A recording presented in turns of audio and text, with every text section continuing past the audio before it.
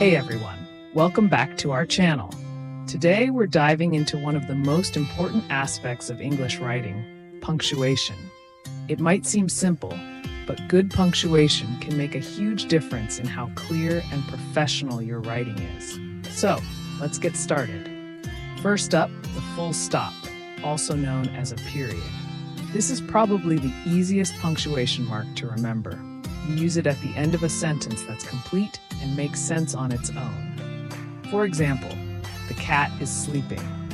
Without the full stop, it wouldn't feel like the sentence is finished, right? Just remember, every sentence that isn't a question or an exclamation needs a full stop. Next up is the comma. Commas are super versatile and can be tricky at first, but with a bit of practice, you'll get the hang of it. Use commas to separate items in a list.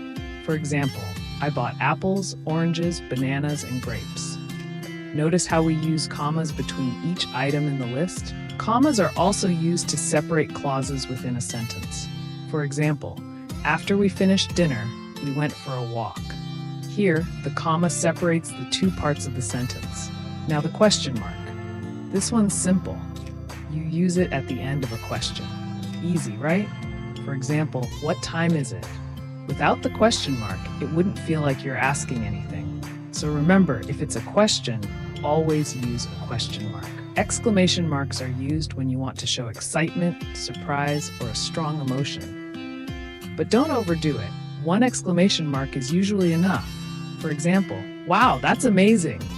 The exclamation mark shows that you're really excited. Let's talk about apostrophes.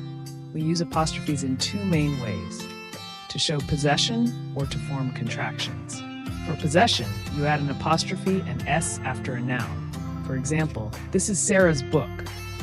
That shows the book belongs to Sarah. And for contractions, an apostrophe replaces missing letters. For example, can't is short for cannot, and the apostrophe takes the place of the missing letters.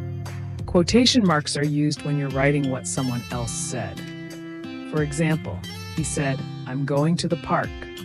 You put the exact words of the person between quotation marks. Colons and semicolons are a bit more advanced.